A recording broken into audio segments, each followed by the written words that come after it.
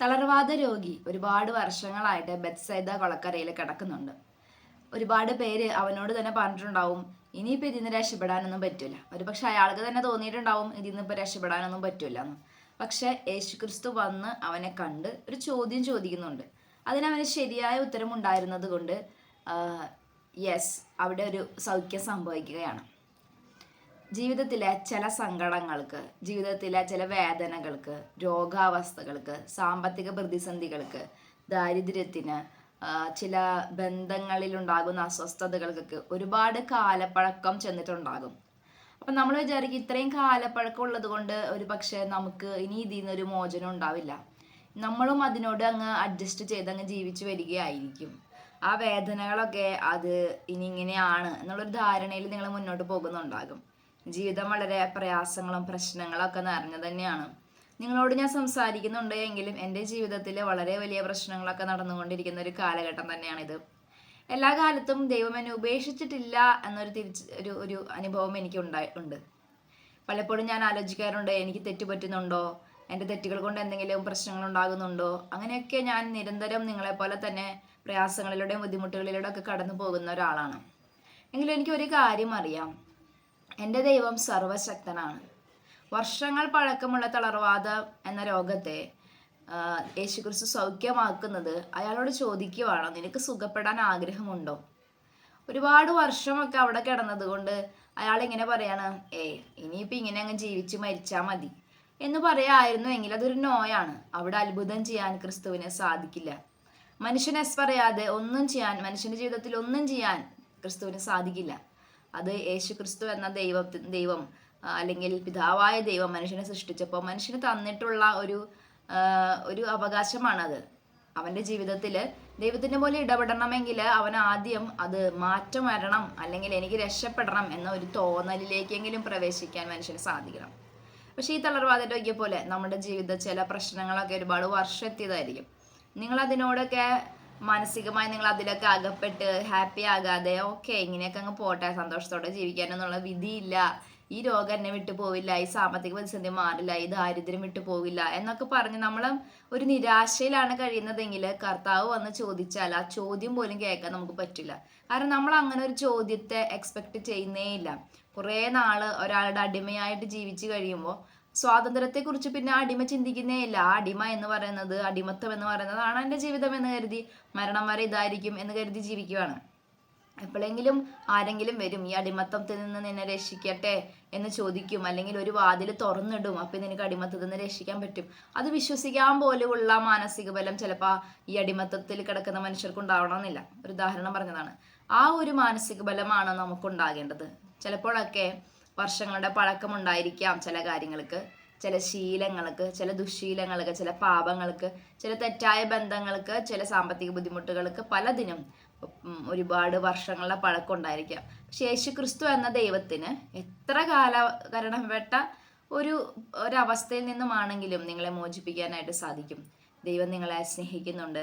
ദൈവത്തിന് നിങ്ങളോട് സ്നേഹമുണ്ട്. നിങ്ങളെ രക്ഷപ്പെടണമെന്ന് അവിടുന്ന് ആഗ്രഹിക്കുന്നുണ്ട്. ഞാൻ ചില പ്രതിസന്ധികൾ വർഷങ്ങളോളമൊക്കെ ഇങ്ങനെ വേട്ടയാടുമ്പോൾ ഞാൻ ഇടയ്ക്ക് പ്രാർത്ഥിക്കും, ഇനിയും എത്ര നാൾ കർത്താവേ, ഇനിയും എത്ര നാളെന്ന് പ്രാർത്ഥിക്കും. ദൈവം ചിലതൊക്കെ എടുത്തു മാറ്റാൻ സന്നദ്ധനാണ്. നമ്മൾ കണ്ണും പൂട്ടി ഇങ്ങനെ വിചാരിക്കരുത്, ദൈവം ഒന്നും എടുത്തു മാറ്റില്ല, ഇതെൻ്റെ വിധിയാണ്, അങ്ങനെ വിചാരിക്കരുത്. ചിലപ്പോൾ ദൈവം എടുത്തു മാറ്റാൻ റെഡിയാണെങ്കിലോ, നമുക്കൊരു പ്രത്യാശ ഇല്ലാത്തത് കൊണ്ടാണ് നമുക്ക് ആ ഒരു രക്ഷ നമ്മളിലേക്ക് വരാത്തതെങ്കിലോ, ചിലപ്പോൾ ദൈവം നമ്മുടെ വാതിൽ മുട്ടിയിട്ട് ചോദിക്കുന്നുണ്ട്, നിനക്ക് സുഖപ്പെടണോ എന്ന് ചോദിക്കുന്നുണ്ട്. പക്ഷെ നമ്മൾ ആ വിളി പ്രതീക്ഷിക്കുന്നുമില്ല, അങ്ങനെ ഒരു കാതോർമ്മ നമ്മൾ വെച്ചിട്ടുമില്ല. അതുകൊണ്ട് നമ്മൾ ആ വിളികളൊന്നും കേൾക്കാതെ അങ്ങ് കടന്നു പോവുകയാണെങ്കിലോ, ചിലപ്പോൾ ദൈവം പല വഴികളും നമ്മുടെ മുമ്പിൽ തുറന്നിട്ടിട്ട് പറയുന്നുണ്ട്, മോളെ നീ ഇതിങ്ങനെ സ്ട്രഗിൾ ചെയ്യണമെന്നില്ല, നീ ഇതിലൂടെ ഒക്കെ ഒന്ന് പോയി നോക്ക്, അല്ലെങ്കിൽ നീ തന്നെ ഒരു വഴിയൊക്കെ തുറന്നിട്ട് ആ വാതിലുകളൊക്കെ ഒന്ന് കണ്ണു തുറന്ന് കാണ്, എന്നിട്ട് നിന്നെക്കൊണ്ട് പറ്റാവുന്ന രീതിയിൽ നീ ഒന്ന് ട്രൈ ചെയ്ത് നോക്ക്, നിസ്സഹായത മാത്രമായിട്ട് ജീവിതം വെച്ച് തീർക്കാതെ എന്നൊക്കെ ദൈവം ഒരു പക്ഷെ നമ്മളോട് പറയുന്നുണ്ടെങ്കിലോ. ഞാൻ വിഷാദത്തിൽ അനുഭവിച്ച ആ സമയത്ത് വിഷാദം എന്ന് പറയുന്നത് ലൈഫ് സ്റ്റൈലായി. അതൊരു ലൈഫ് സ്റ്റൈലാവും. നമ്മൾ എപ്പോഴും ചിരിക്കത്തില്ല, നമ്മൾ ഒരു കോൺഫിഡൻസ് ഇല്ലാത്തൊരു ജീവിതം എന്ന് പറയുന്ന ഒരു ലൈഫ് സ്റ്റൈലായി. പക്ഷെ ഉള്ളിൽ നമ്മൾ സ്ട്രഗിൾ ചെയ്യുന്നുണ്ട്. കുറെ നാളൊക്കെ അതിനെക്കുറിച്ച് ഒരു അവയർനെസ് പോലും ഇല്ല. അതായത് ഇപ്പോൾ വിഷമത്തിലാണ് ഇരിക്കുന്നത്, ചിരിക്കാനും സന്തോഷിക്കാനും ഒക്കെ അങ്ങനെ ഒരു ലൈഫ് ഉണ്ട്, അതിനെക്കുറിച്ച് പോലും ചിന്തയില്ല. കാരണം എന്താണെന്ന് വെച്ചാൽ അധികം ആളുകളില്ലാത്തൊരു സ്ഥലത്താണ് താമസിച്ചിരുന്നത്. സോ ഞാനവിടെ ഏതവസ്ഥയിലായിരിക്കുന്നതെന്ന് ആരും ചോദിക്കാനും പറയാനും ഒന്നും ഇല്ലാതെ എൻ്റെ ലൈഫ് മാത്രമായിട്ട് ഇങ്ങനെ ഒതുങ്ങുവാണ്. പക്ഷെ എപ്പോഴൊക്കെയോ എങ്ങനെയൊക്കെയോ ഒരു പ്രത്യാശയുടെ ഒരു ഒരു അനുഭവം, അല്ലെങ്കിൽ എങ്ങനെയൊക്കെയോ ദൈവം തന്നെ ആ ഇരുട്ടിൽ നിന്ന് പുറത്ത് കിടക്കാൻ വേണ്ടി ചില വഴികൾ ഇങ്ങനെ തുറന്നു വന്നു. കുറച്ച് നാൾ നാട്ടിൽ പോയി നിൽക്കേണ്ട ഒരു അവസ്ഥ ഉണ്ടാവുക, അതൊന്നും അത്ര ഉണ്ടാവേണ്ട ഒരു അവസ്ഥകളൊന്നും അല്ല. പക്ഷെ അതിൽ എന്തൊക്കെയോ കാരണങ്ങൾ കൊണ്ട് നാട്ടിൽ പോയി നിൽക്കേണ്ടി വരുന്നു. അവിടെ ജോലി ഒരെണ്ണം കിട്ടി, നാട്ടിൽ പോയി നിന്ന് കുറേ വർഷം മുന്നാണ് കേട്ടോ, ഒരു 7-8 വർഷം മുന്നേ. സാധാരണ ഇതിൽ അങ്ങനെ ഒരു ജോലിക്ക് ശ്രമിച്ചാൽ എനിക്ക് കിട്ടാറൊന്നുമില്ല. നാട്ടിൽ ജോലി കിട്ടാന്ന് പറഞ്ഞാൽ ഭയങ്കര ബുദ്ധിമുട്ടാണ്. പക്ഷെ എല്ലാ ഇൻ്റർവ്യൂവും പാസ്സായിട്ട് ജോലി കിട്ടി. അത് കഴിഞ്ഞിട്ട് ഒരാഴ്ച കഴിഞ്ഞപ്പോൾ ആ ജോലി പോയി. അപ്പം ഇതൊന്നും നോർമലായി നടക്കുന്ന കാര്യമല്ല, ഒരാഴ്ച കഴിഞ്ഞിട്ട് ഒരു ജോലി പോകാന്നുള്ളത്. അത് കഴിഞ്ഞ് ആ വിഷമം കൊണ്ട് ധ്യാനത്തിന് പോയി, അവിടെ വെച്ച് ദൈവത്തെ കണ്ടു. സോ ധ്യാനത്തിലേക്ക് എത്തിച്ചേരണം എന്നുള്ളതിന് ആദ്യം വേറൊരു നാട് വിട്ട് സ്വന്തം നാട്ടിലേക്ക് മടങ്ങി പോകുന്നു, അവിടെ ഒരു ജോലി കിട്ടുന്നു, ആ ജോലി നഷ്ടമാകുന്നു, ആ വിഷമം സഹിക്കാൻ പറ്റാതാകുന്നു, എന്നാൽ പിന്നെ എവിടേക്കെങ്കിലും ഓടിപ്പോകാമെന്ന് തോന്നുന്നു, അങ്ങനെ ധ്യാന കേന്ദ്രത്തിലേക്ക് എത്തുന്നു. സോ അവിടെ ഇങ്ങനെ വളഞ്ഞും തിരിഞ്ഞും ഒക്കെയുള്ള വഴികളിലൂടെ ചിലപ്പോൾ ദൈവം നമ്മളെ ഒരു രക്ഷയുടെ അനുഭവത്തിലേക്ക് എത്തിക്കാൻ ആഗ്രഹിക്കുന്നുണ്ടാകും. പക്ഷെ നമ്മൾ പ്രത്യാശ നശിച്ചിങ്ങനെ നടത്തം അല്ലെങ്കിൽ ഇങ്ങനെ മുന്നോട്ട് പോകാതെ ഇങ്ങനെ സ്റ്റക്കായിട്ട് ഇനി ഇത്രേ ഉള്ളൂ എന്ന് കരുതി ജീവിക്കുകയാണെങ്കിലോ, അപ്പം നിങ്ങൾക്ക് പ്രത്യാശയില്ലാതെ മുന്നോട്ട് പോകാൻ സാധിക്കില്ല. സഹനം നിങ്ങൾക്ക് ആത്മധൈര്യം തരും, ആത്മധൈര്യം നിങ്ങൾക്ക് പ്രത്യാശ തരും. സഹനം ദൈവം തരുന്നുണ്ടെങ്കിൽ അത് ദൈവം നിങ്ങളെ സ്നേഹിക്കുന്നത് കൊണ്ടാണ്. ആ സ്നേഹത്തിന് പുറകിൽ നിങ്ങളെ ശക്തിപ്പെടുത്താനുള്ള ആഗ്രഹമാണ്. നിങ്ങൾ ശക്തിപ്പെട്ട് കഴിയുമ്പോൾ ദൈവം ചില വാതിലുകൾ തുറക്കും. അപ്പോഴും ഇല്ല ഞാൻ സഹിക്കണ ആ ഒരു ലൈഫ് സ്റ്റൈലിൽ നിന്നോളാം, അല്ലെങ്കിൽ ഇങ്ങനെ ഇത്രയൊക്കെ മതിയെന്ന് പറയരുത്. ദൈവം നിങ്ങളെ സഹനത്തിനപ്പുറത്തേക്ക് ഉയർത്താൻ ആഗ്രഹിക്കും, സഹനത്തിനപ്പുറത്തേക്ക് ഒരു മഹത്വം തരാൻ ആഗ്രഹിക്കും. അപ്പം അതും സ്വീകരിക്കണം. ബൈബിളിൽ പറയുന്നുണ്ടല്ലോ, നിനക്ക് അർഹമായ സന്തോഷം സ്വീകരിക്കണം, നിനക്ക് അർഹമായ അവകാശങ്ങൾ സ്വീകരിക്കണം. സോ ദൈവം നിങ്ങളെ ഉയർത്താനും അനുഗ്രഹിക്കാനും ഒക്കെ ആഗ്രഹിക്കുന്നുണ്ടെങ്കിൽ ദൈവം അതിന് വേണ്ട വഴികൾ തുറന്നു തരും. അപ്പോൾ തളർവാദ രോഗി പറഞ്ഞ പോലെ യെസ് എനിക്ക് ഇപ്പോഴും ആഗ്രഹമുണ്ട്, എനിക്ക് ഇതിൽ നിന്ന് രക്ഷപ്പെടണം എന്ന് എനിക്ക് ഇപ്പോഴും ആഗ്രഹമുണ്ട്. ഇത്രയും വർഷമായ അയാൾ പ്രായമായ ഒരു പക്ഷെ 5-6 കൊല്ലം കഴിഞ്ഞ് അയാൾക്ക് ഒരു പക്ഷെ മരിക്കേണ്ട പ്രായം ഒരു ഏജിൽ എത്തിയിട്ടുണ്ടാവും, അയാൾ മരണത്തോട് മരിക്കുമായിരിക്കും. എങ്കിൽ അതൊന്നും അല്ല, ഒരു ദിവസം അല്ലെങ്കിൽ ഉള്ള വർഷങ്ങൾ എനിക്ക് ഒന്ന് സന്തോഷത്തോടെ ജീവിക്കണം, എനിക്ക് തളർവാദത്തിൽ നിന്നൊരു മോചനം വേണം എന്ന് ആഗ്രഹിച്ച ആഗ്രഹം തെറ്റാണോ? സന്തോഷത്തോടെ ഇരിക്കുക. എനിക്ക് നിങ്ങളോട് പ്രത്യേകമായിട്ടൊരു കാര്യം പറയാനുള്ളത്, ഒരു മെസ്സേജ് കിട്ടിയിരുന്നു, ഒരുപാട് പ്രശ്നങ്ങൾ വരാൻ പോകുന്നുണ്ട്. ആ പ്രശ്നങ്ങളൊക്കെ ഞാനിങ്ങനെ ഓരോന്നിനായിട്ട് ഇങ്ങനെ മാറ്റി ഇങ്ങനെ കുറേ നേരം വിചാരിച്ചതിനും അപ്പുറത്ത് കുറേ സമയം ഈ കാര്യങ്ങളൊക്കെ ഇങ്ങനെ മാറ്റി ഞാൻ ഈ പ്രശ്നങ്ങളോട് ഇങ്ങനെ അതിനെ മാറ്റാൻ ശ്രമിക്കുന്നുണ്ട്. ശേഷം എല്ലാ പ്രശ്നങ്ങളും വിട്ടുപോകുന്നുണ്ട്, അതിൽ ചെറുതും വലുതുമായ പ്രശ്നങ്ങളും ഉണ്ട്.